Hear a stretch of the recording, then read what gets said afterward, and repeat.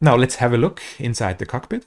I'm not going into very much detail here because this fills an entire course to explain every instrument, and we're here for practical flying, but I'll just go through the most important things with you. This is the panel of a real airplane.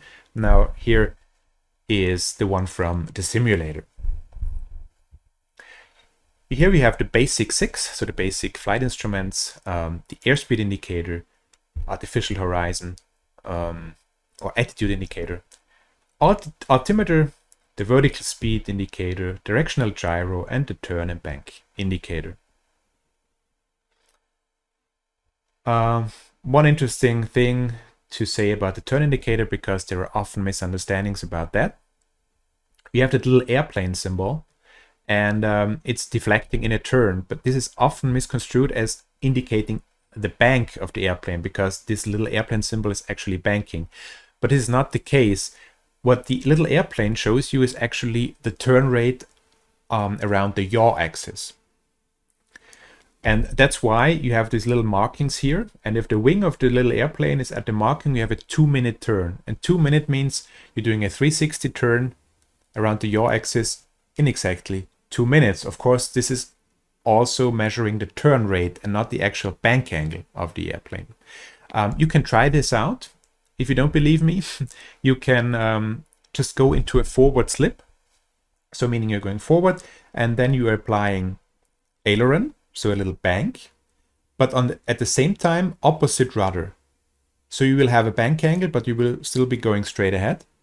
And you will notice, if you fly this correctly, and if you really not have no turning tendency, then that the little airplane in the turn indicator will actually show wings level.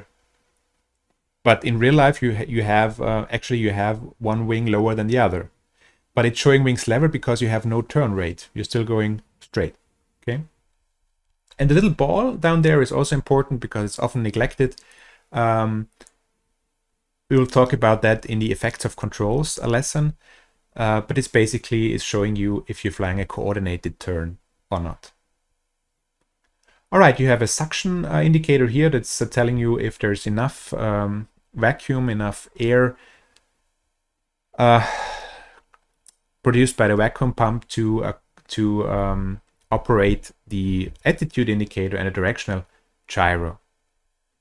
The turn coordinator is powered electrically. Here you have the avionics stack. Well, I'm not going into any detail about the avionics. Just check the manuals of the avionics that's actually present in your airplane. Here on the right side, you have the RPM gauge showing you the propeller RPM. Here on the lower half, you have the fuel gauges, the engine instruments, all the switches for the lights and electric equipment, the master switch, which I've talked about before, and the ignition switch. Down here you have the rudder pedals with the brakes on top of them. You have the elevator trim here. It's a wheel operated with your hand. Moving it up means nose down trim, and moving it down means nose up trim. Here we have the carburetor heat. I've talked about it before. Here the throttle control, and here's the mixture control.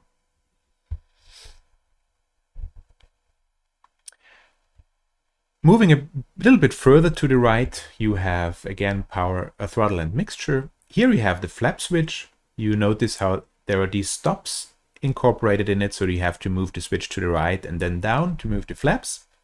Here you have the circuit breakers and well, the right seat, control wheel, and rudder pedals. Last but not least, here on top of the windshield, you have the compass, the magnetic compass. It's important to adjust the directional gyro from time to time if you're in unaccelerated horizontal flight. And you do this by looking at the magnetic compass and then adjusting your gyro accordingly, because the gyro drifts with time. So after a while, it will not show the correct heading anymore. Be aware that sometimes, or quite often actually, the magnetic compass is a deviation table, so it often doesn't show the correct heading, but maybe 2 or 3 degrees off, and then you have to compensate for this when setting the directional gyro. Okay, so this concludes the briefing about the Cessna 152. Of course, this was only a very general overview, so I encourage you to check out the Pilot's Operating Handbook, because for efficient flight training, you really know the airplane that you are flying in. Not only for training, but also then if you're a certified pilot, you should really know your airplane. This airplane is pretty simple and basic, but maybe at some time later you'll step up to more advanced airplanes with more complex systems, and then even more, it's really important to know those systems, how they work.